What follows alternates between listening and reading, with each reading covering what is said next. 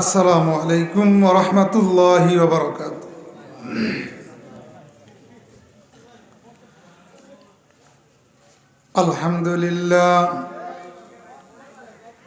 আলহামদুলিল্লাহ নাহমাদুহু ওয়া নাস্তাঈনুহু ওয়া নাস্তাগফিরুহু ওয়া নু'মিনু বিহি ওয়া নাতাওয়াক্কালু আলাইহি ونعوذ بالله من شرور أنفسنا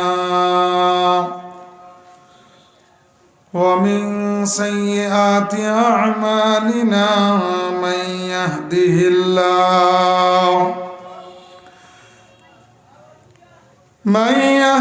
الله فلا مضل له ومن يضلل فلا هادي له ونشهد أن لا إله إلا الله وحده لا شريك له الذي أرسله بالحق بشيرا ونذيرا وداعيا إلى الله بإذنه وسراجا منيرا فقد قال الله تعالى في كلامه المجيد وفرقانه الحميد أعوذ بالله من الشيطان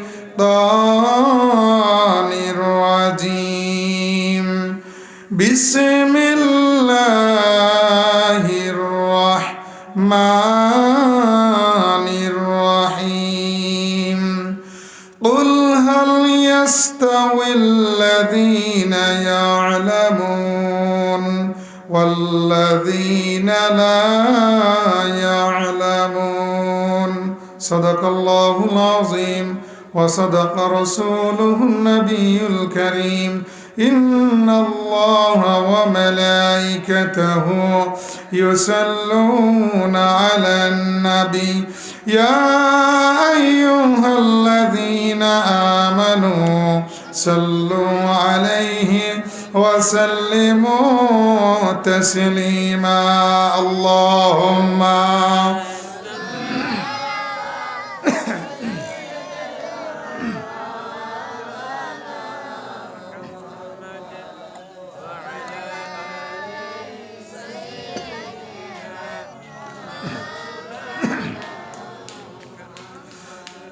অজ্ঞতারে অন্ধকারে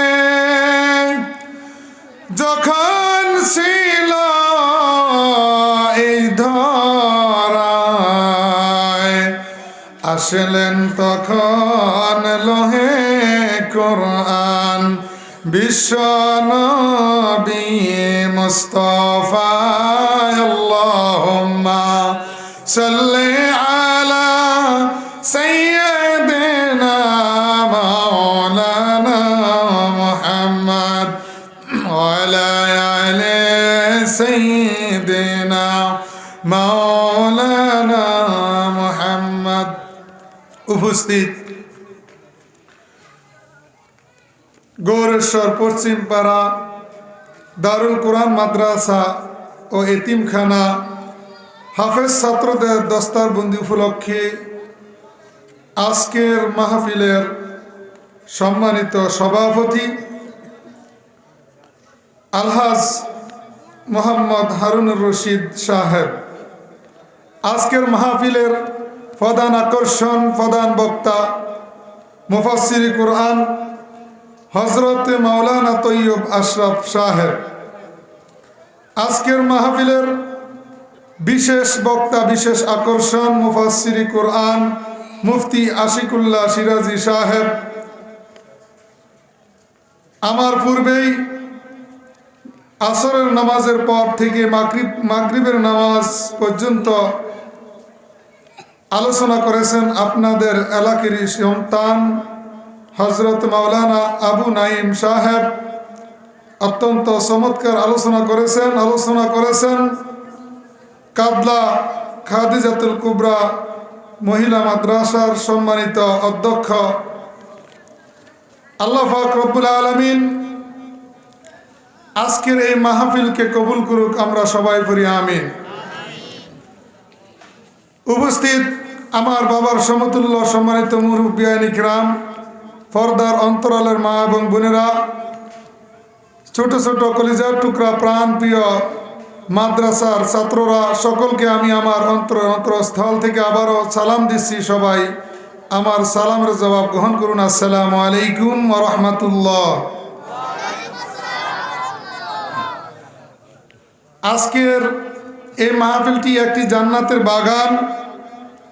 এটি দুনিয়ার কোনো গানের কনসার্ট নয়, এটি কোনো দুনিয়ার কোনো গানের মঞ্চ নয়, দুনিয়ার কোনো খেলার মাঠ নয়।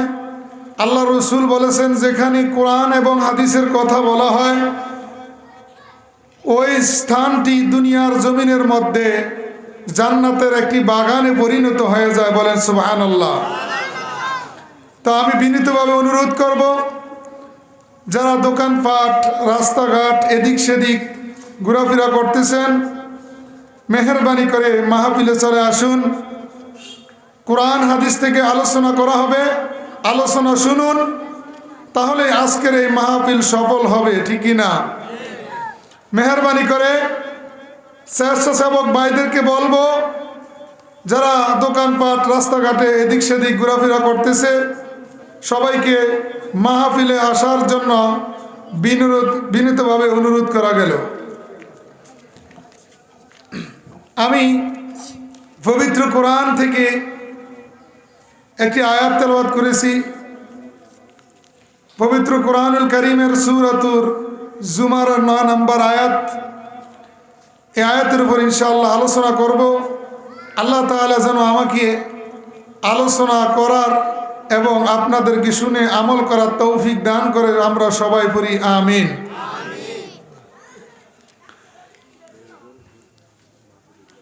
আল্লাহ রাব্বুল আলামিন সূরাতুজ জুমারের মধ্যে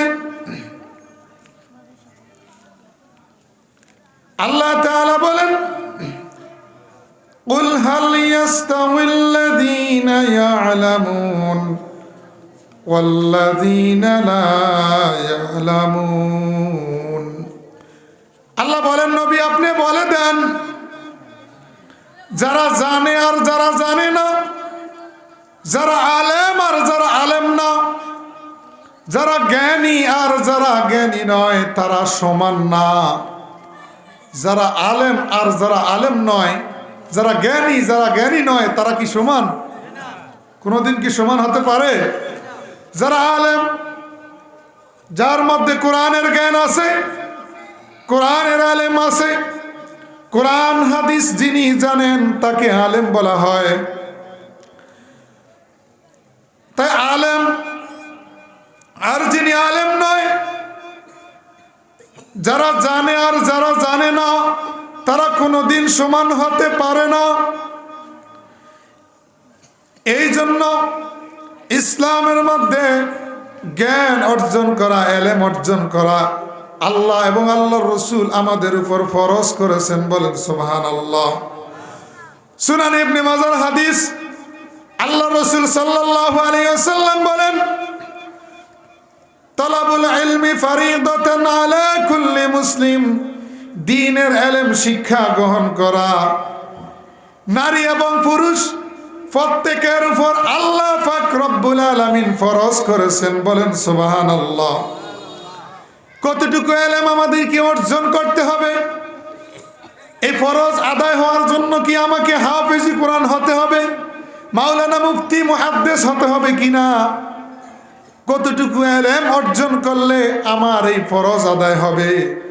একজন মুসলমান নারী এবং পুরুষ জন্ম থেকে মৃত্যু পর্যন্ত তার ঈমান ঠিক রাখার জন্য, আমল সহি করার জন্য যতটুকু ইলম শিক্ষা গ্রহণ করলে সে সহিভাবে নেক আমল করতে পারবে, ততটুকু ইলম অর্জন করা একজন নারী এবং পুরুষ মুসলমানের উপর ফরজ।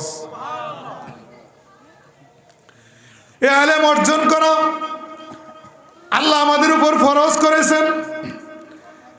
এলেম কিভাবে আমরা অর্জন করব, কিভাবে আমরা এলেম শিখব, কিভাবে আমরা জ্ঞান অর্জন করব, 4টা পদ্ধতি রয়েছে। কয়টা? 1 নম্বরে পড়ার মাধ্যমে এলেম অর্জন করা যায়। 2 নম্বরে দেখার মাধ্যমে, লেখার মাধ্যমে এলেম অর্জন করা যায়। 3 নম্বরে দেখার মাধ্যমে জ্ঞান অর্জন করা যায়। 4 নম্বরে শোনার মাধ্যমে জ্ঞান অর্জন করা যায়। বলবেন হুজুর কিভাবে এই 4 পদ্ধতিতে এলেম অর্জন করে? আল্লাহ রাব্বুল আলামিন এই 4 পদ্ধতিতে এলেম অর্জন করার কথাই কোরআনের মধ্যে বলেছেন। যখন আমার আপনার নবীর উপর আল্লাহ কোরআন নাজিল করলেন, সর্বপ্রথম আল্লাহ পাক রব্বুল আলামিন আল্লাহর প্রতি ঈমান আনার কথা বলেন নাই, আল্লাহর রাসূলের প্রতি ঈমানের কথাও বলেন না, নামাজের কথা, রোজার কথা, হজ যাকাতের কথাও বলেন না। আল্লাহ রাব্বুল আলামিন সর্বপ্রথম সূরাতুল আলাকের 5টি আয়াত নাজিল করলেন। সর্বপ্রথম আল্লাহ পাক রব্বুল আলামিন আল্লাহর হাবিব মুহাম্মদ সাল্লাল্লাহু আলাইহি ওয়াসাল্লামের উপর যে আয়াতে কারিমা নাজিল করলেন, আল্লাহ রাব্বুল আলামিন বলেন, ইকরা বিসমি রাব্বিকাল্লাযী খালাক খালাকাল ইনসানা মিন আলাক ইকরা ওয়া রাব্বুকাল আকরাম আল্লাযী আল্লামা বিল কলম। আমার আল্লাহ বলেন ইকরা, নবী আপনি পড়েন, নবী আপনি পড়েন। কার কথা? তাহলে পড়ার কথা কোরআনে আছে না নাই? আল্লাহ বলতেছেন নবী আপনি পড়েন, বিসমি রাব্বিকাল্লাযী খালাক, ওই প্রভুর নামে যিনি আপনাকে সৃষ্টি করেছেন, ওই রবের নামে, আল্লাহর নামে পড়েন। বলেন সুবহানাল্লাহ। আল্লাযী আল্লামা বিল কলম, আল্লাহ রাব্বুল আলামিন 5 নম্বর আয়াতের মধ্যে বলেছেন যিনি আল্লাহ কলমের সাহায্যে শিক্ষা দিয়েছেন। কিসের সাহায্যে? কলম দ্বারা কি করে? লেখে। তাহলে পড়ার কথা কোরআনে আছে, কলম দ্বারা লেখে, কলমের কথাও কোরআনে আছে, আছে না নাই? তাহলে আমরা পড়ার কথাও পাইলাম, লেখার কথাও কোরআনের মধ্যে পাইলাম। এবার আসেন দেখার মাধ্যমে কিভাবে জ্ঞান অর্জন করব, এলেম অর্জন করব। আল্লাহ রাব্বুল আলামিন বলেন, কুল সিরু ফিল আরদি ফানজুরু কাইফা কানা আকিবাতুল মুকাজ্জিবিন। নবী আপনি বলে দেন, ও দুনিয়ার মানুষরা, তোমরা এই পৃথিবী ভ্রমণ করো, এই পৃথিবী ঘুরে ঘুরে দেখো, মিথ্যাবাদী যারা ছিল, জালেম যারা ছিল, তাদের কি পরিণতি হয়েছে। আপনি যদি দুনিয়া ঘুরে ঘুরে দেখেন, আল্লাহর সৃষ্টি জগৎ দেখলে জ্ঞান অর্জন হবে কি হবে না? একটা উদাহরণ দিয়ে বুঝাই। আপনি মনে করেন হজ করেন না, হজ করার জন্য আপনাকে কিভাবে হজ করে, কিভাবে তাওয়াফ করে, সাফা মারওয়া সাই করে, হজের নিয়ম কারণ আপনাকে পড়তে হবে, শিখতে হবে। আর যদি আপনি মক্কা মদিনা থাকেন, হাজিরা কিভাবে হজ করে আপনি যদি দেখেন, তাহলে আপনি দেখা আপনি জ্ঞান অর্জন করতে পারবেন। কথা বলেন ঠিক কি না? পারবেন কি পারবেন না? তাহলে দেখার মাধ্যমে জ্ঞান অর্জন করা যায় কি যায় না? এবার আসেন শোনার মাধ্যমে কিভাবে জ্ঞান অর্জন করব। আল্লাহ রাব্বুল আলামিন পবিত্র কোরআনের মধ্যে বলেছেন সূরাতুল আরাফের মধ্যে, وَإِذَا قُرِئَ الْقُرْآنُ فَاسْتَمِعُوا لَهُ وَأَنصِتُوا لَعَلَّكُمْ تُرْحَمُونَ। আল্লাহ বলেন যখন কোরআন তেলাওয়াত করা হয় তখন তোমরা শুনো, আল্লাহর রহমত তোমাদের উপর নাজিল হবে। আর আওয়াজ দিয়ে বলেন সুবহানাল্লাহ। আল্লাহর কোরআন যদি তেলাওয়াত করা হয়, কোরআনের কথা যদি শুনেন, আমি আলোচনা করতেছি আপনারা শুনতেছেন, ওলামায়ে কেরামগণ আলোচনা করবেন আপনারা শুনবেন, এতে কি আপনারা জ্ঞান অর্জন করতে পারবেন কি পারবেন না? তাহলে শোনার মাধ্যমে জ্ঞান অর্জন করা যায়। লেখার মাধ্যমেও এলেম অর্জন করা যায়, দেখার মাধ্যমে এলেম অর্জন করা যায়। এই এলেম অর্জন করার গুরুত্ব আল্লাহ রাব্বুল আলামিন দিয়েছেন, আল্লাহ রাসূল সাল্লাল্লাহু আলাইহি সাল্লামও দিয়েছেন। নবীজি আমার যখন মক্কা থেকে মদিনায় হিজরত করে গেলেন, আল্লাহর হাবিব মুহাম্মদ সাল্লাল্লাহু আলাইহি সাল্লাম মদিনায় যাওয়ার পর নবীজি আমার যখন মদিনায় ইসলামী রাষ্ট্র কায়েম করলেন, মক্কার কুরাইশের লোকেরা কাফেরেরা আমার নবীর মদিনার রাষ্ট্র ধ্বংস করার জন্য, আল্লাহর হাবিব মুহাম্মদ সাল্লাল্লাহু আলাইহি সাল্লামকে দুনিয়া থেকে বিদায় করে দেওয়ার জন্য মক্কার কুরাইশের লোকেরা আমার নবীর সঙ্গে যুদ্ধ করার জন্য, জিহাদ করার জন্য বদরের প্রান্তরে আবু জাহেলের নেতৃত্বে 1000 সৈন্য নিয়ে রওনা হয়। এইদিকে আমার নবী খবর পায়া 313 জন সাহাবী নিয়ে বদরের ময়দানে রওনা হয়েছে। বলেন সুবহানাল্লাহ। বদরের যুদ্ধে নবী আমার যুদ্ধের জন্য 313 জন সাহাবায়ে কেরাম নিয়ে যখন গেলেন, বদরের যুদ্ধে মুসলমানরা বিজয় লাভ করে 70 জন কাফের আবু জাহেল সহ মৃত্যুবরণ করে, আর 70 জনকে বন্দী করে আমার নবীর কাছে হাজির করা হয়। বলেন সুবহানাল্লাহ। 70 জনকে বন্দী করা হয়েছে, 70 জনকে হত্যা করা হয়েছে। বলেন সুবহানাল্লাহ। নবীর কাছে যখন 70 জন কাফেরকে বন্দী করে নিয়ে আসা হলো, আমার নবী দেখলেন ওই 70 জন কাফেরের মধ্যে কিছু লোক আছে যারা লেখাপড়া জানে। কি জানে? যারা লেখাপড়া জানে, যাদের মধ্যে এলেম আছে, জ্ঞান আছে। আল্লাহর নবী বলেন তোমাদেরকে ছেড়ে দেওয়া হবে তোমরা যারা লেখাপড়া জানো, এলেম জানো। একটা শর্ত। কয়টা? তোমরা যদি আমার সাহাবীদের মধ্যে যারা লেখাপড়া জানে না, তাদের ছেলে মেয়ে যারা লেখাপড়া জানে না, ছোট ছোট, তাদেরকে যদি লেখাপড়া শিখাও, এলেম শিখাও, এর বিনিময়ে তোমাদেরকে ছেড়ে দেওয়া হবে। বলেন সুবহানাল্লাহ। তাহলে নবী আমার এলেমের গুরুত্ব দিয়েছেন কি দেন না? এই এলেম আমাদেরকে শিক্ষা গ্রহণ করতে হবে। কোন এলেম? কোন এলেম? কোন জ্ঞান? কোরআনের জ্ঞান। কোন জ্ঞান? কোরআনের এলেম। তবে সবাই কিন্তু আলেম হয় না। সহিহ বুখারী মুসলিমের হাদিস, আল্লাহর নবী বলেন মাই ইউরিদিল্লাহু বিহি খায়রা ইউফাক্কিহু ফিদ্দিন। আমার আল্লাহ যার কল্যাণ চান তাকে আল্লাহ দ্বীনের জ্ঞান দান করেন, তাকে আল্লাহ হাফেজে কোরআন বানায়, তাকে আল্লাহ মাওলানা মুফতি মুহাদ্দিস বানায়। কথা বলেন ঠিক কি না? সবাই হাফেজে কোরআন হয় না, সবাই আলেম হয় না। আল্লাহর দয়া রহমত যার প্রতি আছে সে হাফেজে কোরআন হয়, সে মাওলানা হয়, মুফতি মুহাদ্দিস হয়। কথা বলেন ঠিক কি না? তাহলে আমাদেরকে এলেম অর্জন করতে হবে, কোরআন জানতে হবে। কারণ আল্লাহ ঈমানের আগে এলেমের কথা বলেছেন। সূরাতুল মুহাম্মাদের মধ্যে আমার আল্লাহ বলেন ফাআলাম আন্নাহু লা ইলাহা ইল্লাল্লাহ। আল্লাহ পাক রব্বুল আলামিন বলেন ফাআলাম, এলেম শিখো, এলেম অর্জন করো। আগে তুমি জানো আন্নাহু লা ইলাহা ইল্লাল্লাহ, তারপর বলো আল্লাহ ছাড়া কেউ নাই। আগে তুমি জানো, আগে আল্লাহর সম্পর্কে তুমি এলেম অর্জন করো। না জেনে না বুঝে বলিও না আল্লাহ বলতে কেউ নাই।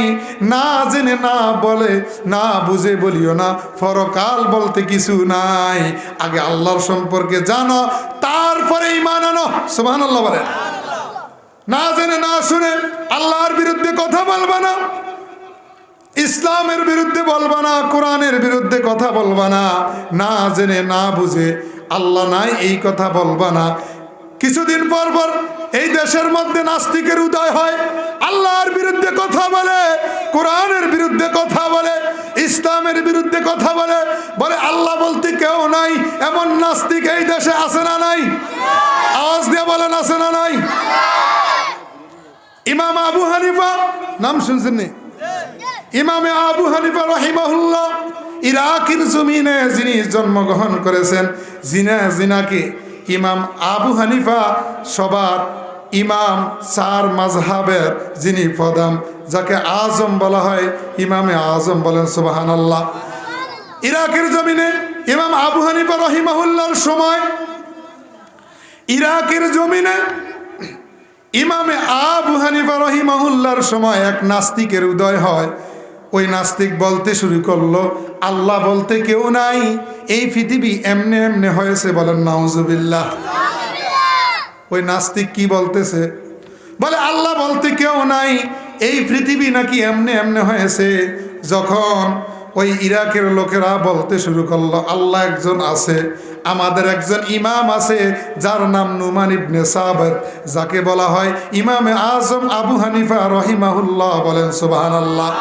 ও নাস্তিক, তোমাকে ওই ইমামে আবু হানিফা রহিমাহুল্লাহ আল্লাহর পরিচয় দিবেন, আল্লাহ একজন আছে তার প্রমাণ দিবেন। বলেন সুবহানাল্লাহ। ওই নাস্তিকের সাথে কথা হলো, অমুক দিন অমুক সময় অমুক জায়গায় আসবা, ওই ইমামে আজম আবু হানিফা রহিমাহুল্লাহ আল্লাহ একজন আছে তার প্রমাণ তোমাকে দিবেন। বলেন সুবহানাল্লাহ। কথা অনুযায়ী ওই নাস্তিক সেখানে হাজির হলো, হাজার হাজার মানুষ সেখানে হাজির হলো, আল্লাহর পরিচয় দিবে, আল্লাহ একজন আছে তার প্রমাণ দিবেন। মানুষ হাজির হয়ে আছে, ওই নাস্তিকও হাজির, কিন্তু ইমামে আজম আবু হানিফা রহিমাহুল্লাহ আসতেছে না। 2 ঘন্টা 2.5 ঘন্টা পার হয়ে গেছে। নাস্তিক বলতেছে, তোমাদের ইমামে আজম আবু হানিফা রহিমাহুল্লাহ, তোমরা যাকে ইমাম বলো বড় ইমাম, সে আসবে না। সে যদি আসতো 2 ঘন্টা পার হয়ে গেছে এখনো আসে না।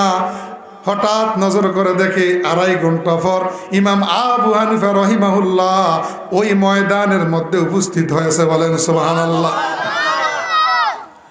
ওই নাস্তিক দেখার পর বললাম,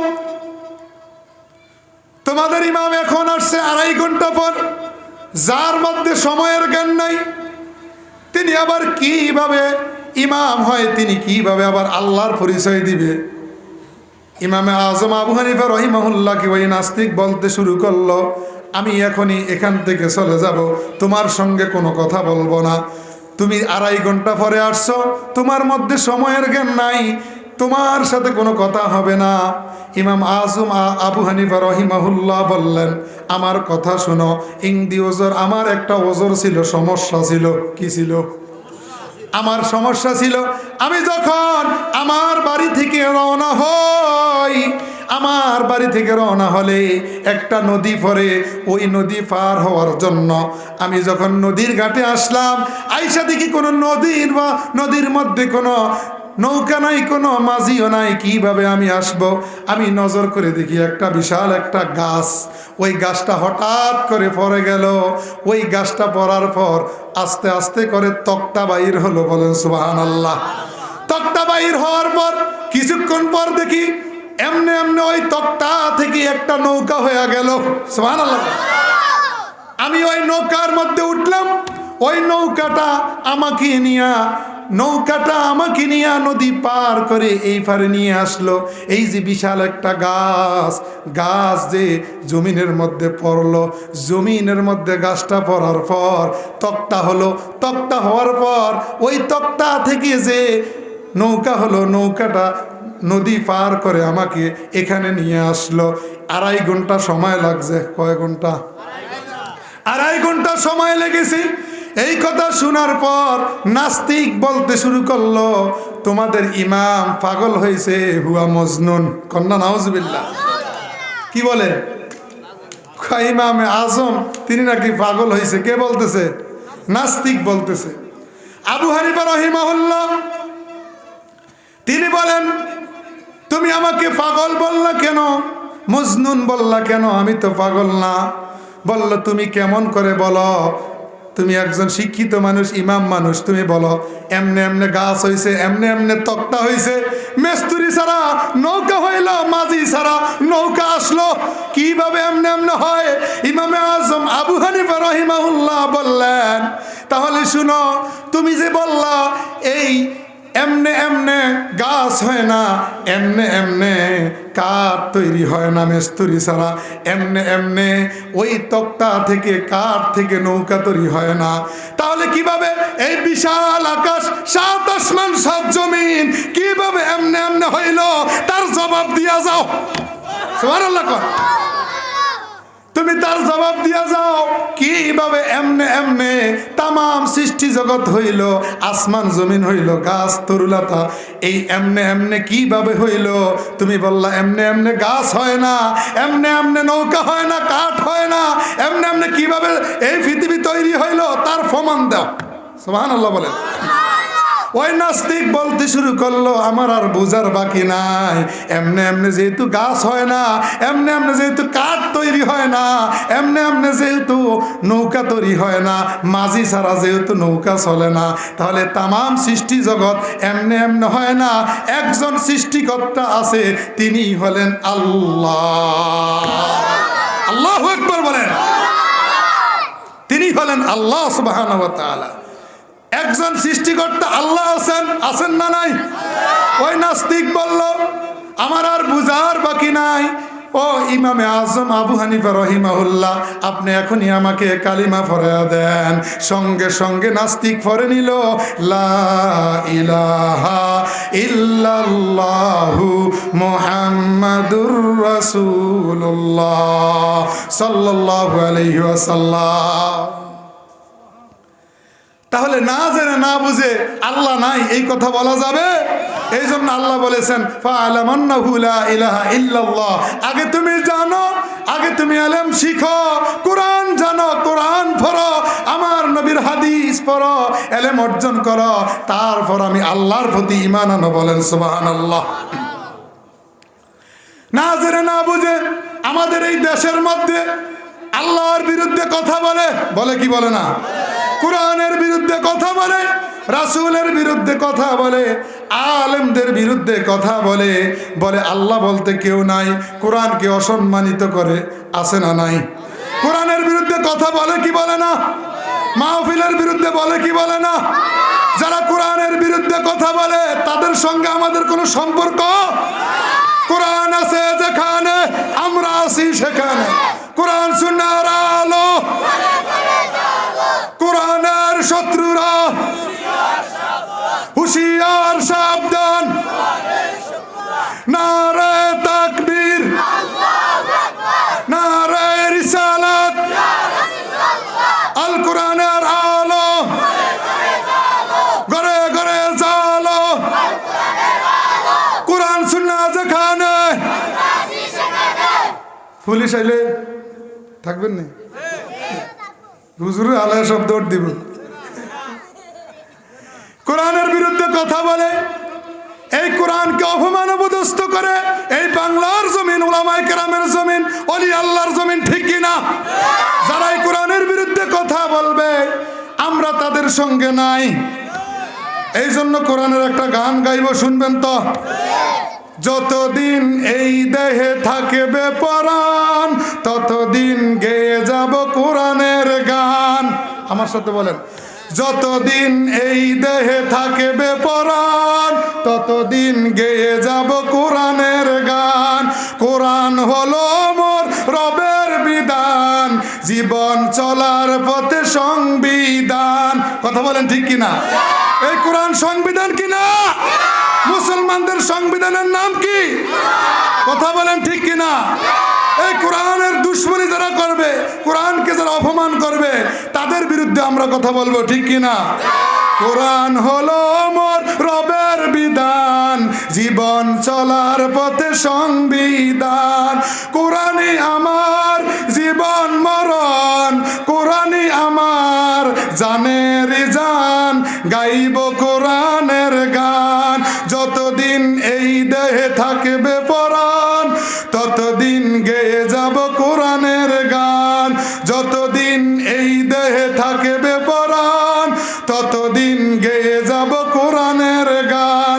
কেড়ে নিতে চায় যারা কোরআনের মান, রুখে দাঁড়াবো তাতে যায় যাকে প্রাণ। কেড়ে নিতে চায় যারা কোরআনের মান, রুখে দাঁড়াবো তাতে যায় যাকে প্রাণ। জানো কি তোমরা পরপারে শহীদের আছে সেরা সম্মান, গাইব কোরআনের গান। যতদিন এই দেহে থাকবে পরাণ, ততদিন গেয়ে যাব কোরআনের গান। যতদিন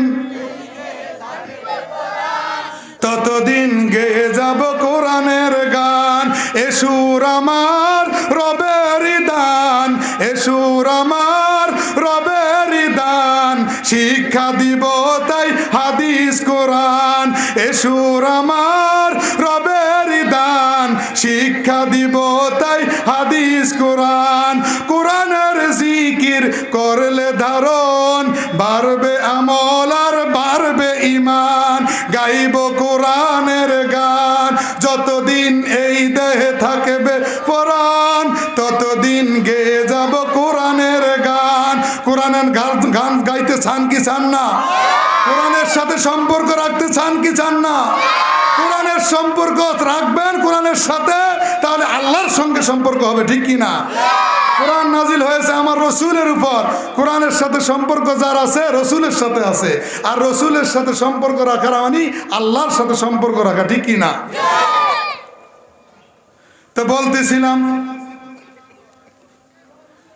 এলেম অর্জন করা, আগে আমাদেরকে জ্ঞান অর্জন করতে হবে, কোরআন জানতে হবে। যারা কোরআনের নূর দিনে তার মধ্যে প্রবেশ করাইবেন, কোরআনের এলেম যার মধ্যে থাকবে, যার মধ্যে ঈমান থাকবে, তার মর্যাদা বাড়ায়া দিবেন কে? আমার আল্লাহ সূরাতুল মুজাদিলার মধ্যে বলেন, ইয়ারফাইল্লাহুল্লাযীনা আমানু মিনকুম ওয়াল্লাযীনা উতুল ইলমা দারাজাত আল্লাহু বিমা তা'মালুনা খাবীর। সুবহানাল্লাহ বলেন। আল্লাহ রাব্বুল আলামিন বলেন, তোমাদের মধ্যে যারা ঈমানদার, যাদের মধ্যে ঈমান আছে, যাদেরকে আমি আল্লাহ এলেম দান করেছি, তাদের মর্যাদা আমি আল্লাহ বাড়িয়ে দিব। তারে যার মধ্যে কোরআনের জ্ঞান থাকবে, এলেম থাকবে, ঈমান থাকবে, তার মর্যাদা বাড়িয়ে দিবেন কে? কেমন মর্যাদা? একজন আলেমের, একজন হাফেজে কোরআনের শুনবেননি? আপনার এলাকায় যদি একজন মন্ত্রী আসে, একজন প্রধানমন্ত্রী আসে, এমপি সাহেব আসে, তাহলে কত নেতা আসবে, চেয়ারম্যান মেম্বার আসবে, ফুলের মালা নিয়ে কথা বলেন, ঠিক কি না? আসবে কি আসবে না? হাজার হাজার মানুষ আসবে এমপি সাহেব প্রধানমন্ত্রীকে দেখার জন্য। কিন্তু বলেন তো কোনোদিন কোন আলেম এই কথা বলেছিনি যে এমপি সাহেব, প্রধানমন্ত্রী, অমুক রাজা, অমুক বাদশাহ, অমুক নেতা যদি আসে তাহলে এই গৌরেশ্বর গ্রামের কবরের আযাব মাফ হয়ে যাইব? কোন হাদিসে আছে? কোরআনে আছে? নাই। আল্লাহর নবী বলেন, যদি কোরআনের কোনো ছাত্র, যদি কোনো হাফেজে কোরআন, কোনো আলেম যদি কোনো কবরের পাশ দিয়ে হাইটা যায়, ওই কবরের আযাব 40 দিন আমার আল্লাহ মাফ করে দেয়। বলেন সুবহানাল্লাহ। শুধু তাই নয়, এই কোরআনের ছাত্র যারা হবে, কোরআন যারা পড়বে, তাদের সম্মান মর্যাদা আল্লাহর রসুল আরো বলেন, সহিহ বুখারী, মুসলিম, তিরমিজি সহ সুনান ইবনে মাজাহ সহকারে কয়েকটি হাদিসের কিতাবে আল্লাহ রসুল বলেন, যেই ব্যক্তি কোরআন শিখার জন্য বাড়ি থেকে রওনা হয়, কোরআনের পথে একটু কষ্ট করে, আমার আল্লাহ তার জন্য জান্নাতের পথ সহজ করে দেয়। বলেন সুবহানাল্লাহ। কোরআন শিখার জন্য যদি বাড়ি থেকে রওনা হয়, আল্লাহর রাসূল সাল্লাল্লাহু আলাইহি ওয়াসাল্লাম বলেছেন, তার জন্য আল্লাহর একদল রহমতের ফেরেশতা নাজিল হয়, তারা আল্লাহর জন্য, ওই ব্যক্তির জন্য দোয়া করতে থাকে। বলেন সুবহানাল্লাহ। এমনকি আসমান এবং জমিনের মধ্যে আল্লাহর যত সৃষ্টি আছে, তামাম সৃষ্টি জগৎ ওই কোরআন পড়নেওয়ালার জন্য, ওই আলেমের জন্য, ওই হাফেজে কোরআনের জন্য আমার আল্লাহর কাছে দোয়া করে। বলেন সুবহানাল্লাহ। সমুদ্রের মধ্যে যেই পানি আছে, পানির মধ্যে যেই মাছ আছে, এমনকি ওই মাছগুলি পর্যন্ত একজন আলেমের জন্য, একজন হাফেজে কোরআনের জন্য, কোরআনের ছাত্রের জন্য আমার আল্লাহর কাছে দোয়া করে। এই জন্য আল্লাহ রসুল বলেছেন, ইন্নাল উলামাউ ওয়ারাসাতুল আম্বিয়া, আলেমগণ হলেন নবীগণের ওয়ারিস। কাদের? শুধু কি আমাদের নবীর ওয়ারিস? আল্লাহ রসুল সাল্লাল্লাহু আলাইহি ওয়াসাল্লাম বলেছেন আম্বিয়া, এখানে জামআ বহু বচন ব্যবহার করেছেন। আদম থেকে শুরু করে ঈসা রুহুল্লাহ পর্যন্ত, আমাদের নবী পর্যন্ত যত নবী রাসূল এই পৃথিবীতে আগমন করেছেন, সমস্ত নবীদের ওয়ারিস আলেমগণ। বলেন সুবহানাল্লাহ। নবীদের ওয়ারিস হইতে চাও কি চাও না? যারা মাদ্রাসার ছাত্র, কোরআনের ছাত্র, তোমরা কোরআন শিখলে নবীদের ওয়ারিস হইবা। কিসের ওয়ারিস? নবী রাসূলরা এই পৃথিবীর মধ্যে ধন সম্পদ, টাকা পয়সা, বাড়ি গাড়ি, জায়গা জমিন রেখে গেছে, এইগুলির ওয়ারিস হবে? হ্যাঁ, নবী রাসূলরা কি ধন সম্পদ, জায়গা জমিন, টাকা পয়সা, ব্যাংক ব্যালেন্স উম্মতের জন্য রেখে গেছে নাকি? হ্যাঁ, না। আল্লাহর নবীরা এই পৃথিবীর মধ্যে ধন সম্পদ, টাকা পয়সা, বাড়ি গাড়ি উম্মতের জন্য রেখে যায় না। আল্লাহর পক্ষ থেকে পাওয়া, আল্লাহর দেওয়া ওহির এলেম রেখে গেছেন। আর এই এলেম থেকে যারা এলেম অর্জন করবে তারাই নবীদের ওয়ারিসত্ব গ্রহণ করবে। বলেন সুবহানাল্লাহ। আর যারা এই ওয়ারিসত্ব গ্রহণ করবে তাদের মর্যাদা আমার আল্লাহ বাড়িয়ে দিবেন। কোরআন শিখার জন্য যদি কোনো আলেমের কাছে যান, যাওয়ার পর যদি একটা আয়াতও শিখেন, কয়টা? আল্লাহর নবী বলেন একটা আয়াত যদি তুমি শিখো কোনো আলেমের কাছে যায়, আমার আল্লাহ তোমার আমল নামায় 100 রাকাত নফল নামাজ পড়ার সওয়াব দিবে। আর যদি একটি অধ্যায় শিখো তাহলে তোমার আমল নামায় 1000 রাকাত নফল নামাজ পড়ার সওয়াব আমার আল্লাহ দান করবে। তাহলে কোরআন শিখার দরকার আছে না নাই? তাহলে আলেমদের সম্মান দিছে কে? তাহলে আলেমদের সম্মান করা লাগবে কি লাগবে না? যারা আলেমদেরকে সম্মান করবে না তারা নবীর উম্মত বলে পরিচয় পাবে না। আল্লাহ রাসূল সাল্লাল্লাহু আলাইহি ওয়াসাল্লাম বলেছেন, লাইসা মিন উম্মতি ফালাইসা মিন্নি মান লাম ইয়ারহাম সগীরানা ওয়া লাম ইউক্কির কাবীরানা ওয়া ইয়ারিফ লিআলিমিনা হাক্কাহু। ওই ব্যক্তি আমার উম্মত নয় যেই ব্যক্তি বড়দেরকে সম্মান করে না আর ছোটদেরকে স্নেহ করে না আর আলেমদের হক আদায় করে না, আলেমদেরকে সম্মান করে না, তারা আমি নবীর উম্মত বলে পরিচয় পাবে না। বলেন নাউজুবিল্লাহ। তাহলে আলেমদের সম্মান করা লাগবে কি লাগবে না? আলেমদের সম্মান করা মানে আল্লাহ রসুলকে সম্মান করা, আল্লাহর রসুলকে সম্মান করা মানে আল্লাহকে সম্মান করা। বলেন সুবহানাল্লাহ। আলেমের সঙ্গে সম্পর্ক রাখা মানে রসুলের সঙ্গে সম্পর্ক রাখা, রসুলের সঙ্গে সম্পর্ক রাখা মানে আল্লাহর সঙ্গে সম্পর্ক রাখা, ঠিক কি না? এই জন্য নবী আমার বলেন, তোমরা আমার উম্মতেরা তোমরা আলেম হও। কি হও? যদি আলেম হইতে না পারো তুমি দ্বিতীয় নাম্বার তোমার জন্য অপশন, তুমি আলেমের ছাত্র হও। বলেন সুবহানাল্লাহ। তুমি যদি আলেমের ছাত্র হইতে না পারো, তৃতীয় নাম্বার তুমি আলেমের কথা শুনো। আলেমের কথা শুনো। তুমি যদি আলেমের কথা না শুনতে পাও তাহলে তুমি 4 নাম্বারে তুমি আলেমকে মহব্বত করো, ভালোবাসো। বলেন সুবহানাল্লাহ। নবী আমার 5 নাম্বারে বলেন, তুমি 5 নাম্বারটা হইও না, 5 নাম্বারটা হইও না। তার মানে তুমি আলেমের বিরুদ্ধে কথা বলিও না, আলেমদের বিরুদ্ধে কথা বলবা না, আলেমদেরকে অসম্মানিত করবা না, আলেমদের সঙ্গে সম্পর্ক রাখো, আল্লাহর সাথে তোমার সম্পর্ক হবে। সুবহানাল্লাহ বলেন। কেন আলেমদের এত সম্মান, এত মর্যাদা কেন? তার কারণ হলো এই আলেমগণ কোরআন শিক্ষা দেয়, নামাজ শিক্ষা দেয়, ওযু শিক্ষা দেয়। এ আলেমগণ মাসালা মাসাইল শিক্ষা দেয়। যত মানুষ আলেমদের কাছ থেকে এলেম শিখবে, আমল করবে, আলেম মৃত্যুবরণ করার পরেও তার আমল নামায় কিয়ামত পর্যন্ত সওয়াব পৌঁছবে। বলেন সুবহানাল্লাহ। শুধু তাই নয়, আল্লাহর রাসূল সাল্লাল্লাহু আলাইহি ওয়াসাল্লাম নবীজি আমার সেই মুসলিম শরীফের হাদিসের মধ্যে বলেন, রাবি হযরত আবু হুরায়রা, আল্লাহর নবী বলেন, ইদা মাতাল ইনসান ইনকাতা আনহু আমালুহু ইল্লা মিন সালাসাতিন ইল্লা মিন সাদাকাতিন জারিয়াতিন আও ইলমিন ইউনতাফাউ বিহি আও ওয়ালাদিন সালিহিন ইয়াদউ লাহু। আল্লাহর নবী বলেন, ইদা মাতাল ইনসান, যখন মানুষ মৃত্যুবরণ করে সকল আমলের দরজাগুলি বন্ধ হয়ে যায়। সকল আমলের দরজা কি হয়ে যায়? মরার পর, মৃত্যুবরণ করার পর কবরবাসীরা আসার মসজিদে আইসা নামাজ পড়ার কোনো সুযোগ আছে? নাই। রোজা রাখতে পারবে? কোনো সুযোগ নাই। আল্লাহর নবী বলেন, ইল্লা মিন সালাসাতিন, তবে 3টা আমলের দরজা বন্ধ হয় না। কয়টা? 3টা আমলের দরজা বন্ধ হয় না। কিয়ামত পর্যন্ত 3টা আমল তোমার আমল নামায় পৌঁছবে। এক নম্বরে সদকায়ে জারিয়া। যদি তুমি আল্লাহর রাস্তায় খরচ করে যাও, যদি তুমি দুনিয়ার মধ্যে মসজিদ তৈরি করো, মসজিদের মধ্যে যদি সহযোগিতা করো, মসজিদের মধ্যে টাকা দিয়া পয়সা দিয়া, মসজিদের মধ্যে যদি জায়গা জমিন দিয়া তুমি সহযোগিতা করো, তাহলে তোমার আমলনামায় কিয়ামত পর্যন্ত সওয়াব পৌঁছবে।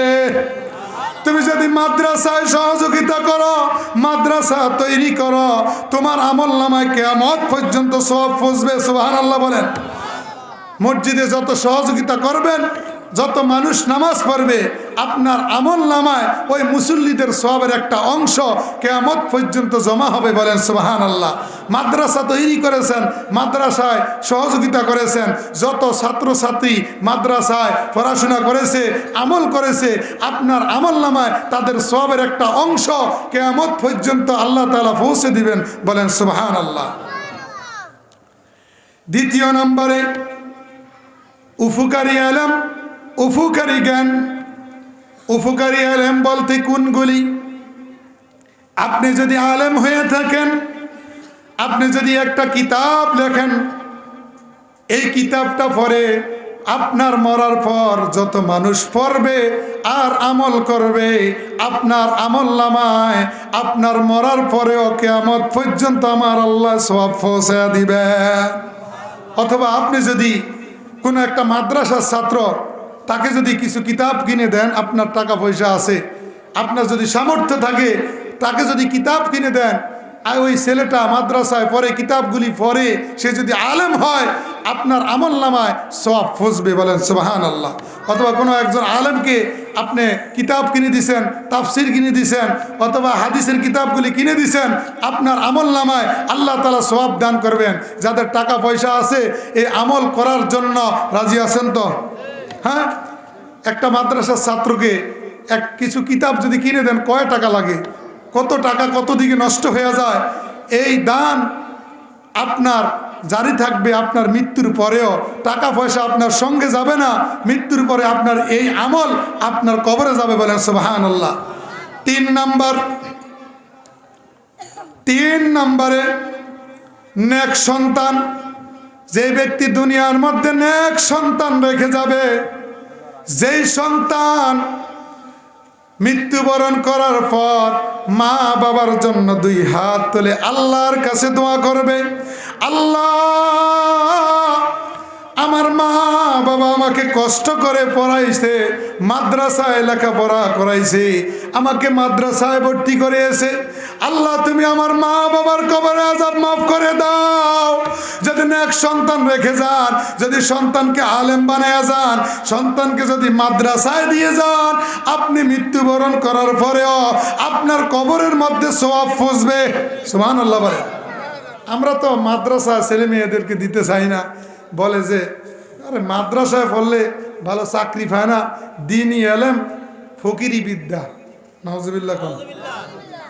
দ্বীনি ইলম ফকিরি বিদ্যা কয়, ভালো চাকরি পাওয়া যায় না, মাদ্রাসায় পড়লে ডাক্তার ইঞ্জিনিয়ার বাড়ি গাড়ি করা যায় না। এই ধরনের কথা সমাজের মধ্যে বলে কি বলে না? আছে না নাই? মনে রাখবেন, মাদ্রাসায় পড়ে না খেয়ে মারা গেছে এমন কোন প্রমাণ বাংলার জমিনে আছে? আছে? নাই। মাদ্রাসায় পড়ে বাংলাদেশের মধ্যে এমন কোন সেক্টর নাই যেখানে মাদ্রাসার ছাত্র নাই। কথা বলেন ঠিক কি না? ঢাকা ইউনিভার্সিটিতে মাদ্রাসার ছাত্র 1 নম্বর হয়, মেডিকেল কলেজে মাদ্রাসার ছাত্র 1 নম্বর হয়। বলেন সুবহানাল্লাহ। তাহলে মাদ্রাসায় পড়ে যেই কোনো জায়গায় চান্স পাওয়া যায়, চাকরি পাওয়া যায়। কথা বলেন ঠিক কি না? তাই আমরা মাদ্রাসায় ছাত্রদেরকে ভর্তি করাইব। আপনি মনে রাখবেন, অনেকে গর্ব অহংকার করে বলে যে আমার একটা ছেলে ডাক্তার, একটা ছেলে ইঞ্জিনিয়ার, একটা ছেলে বিদেশ, এইভাবে বলে কি বলে না? আছে না নাই? বলে আমার সন্তানদেরকে আমি ডাক্তার বানাইছি, ইঞ্জিনিয়ার বানাইছি, আমার সন্তানেরা ডাক্তার ইঞ্জিনিয়ার হয়েছে, এই ধরনের কথা বলে গর্ব করে। আছে না নাই?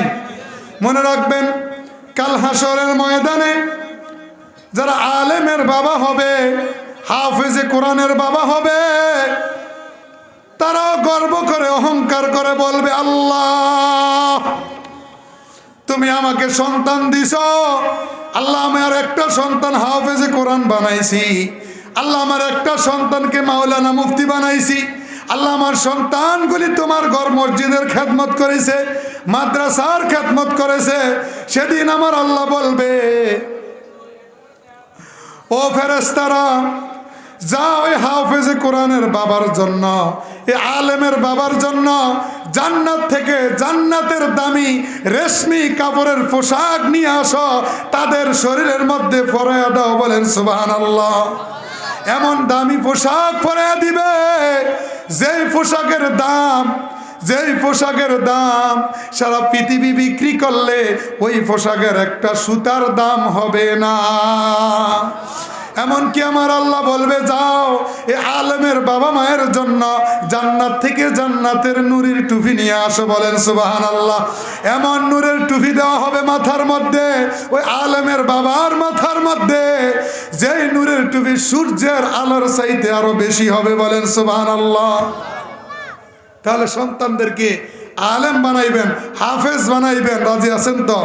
আজকেই নিয়ত করেন যে আমার একটা ছেলে হলো, আমি মাদ্রাসায় দিব, তাকে হাফেজে কোরআন বানাইবো, আল্লাহ কবুল করুক। বলেন আমিন। আমরা এই নিয়ত করবো তো ইনশাল্লাহ। প্রত্যেকটা গার্ডিয়ানকে, বাবা মাকে, সন্তানদেরকে মাদ্রাসা দেওয়ার তৌফিক দান করুক। বলেন আমিন। মনে রাখবেন, যারা আলেম হবে না, যাদের সন্তানদেরকে মাদ্রাসায় দিবে না, কোরআন শিখাইবে না, তারা কিন্তু সেদিন হাসরের ময়দানে আল্লাহর কাছে মামলার মধ্যে পড়ে যাবে। ওই সন্তান আল্লাহর কাছে বলবে, আল্লাহ আমার বাবা মা আমাকে মাদ্রাসায় দেয় না, কোরআন পড়ায় না, যার কারণে আমি আল্লাহ তোমার সম্পর্কে জানতাম না, যার কারণে আমি আজকে এই জাহান্নামী হয়েছি।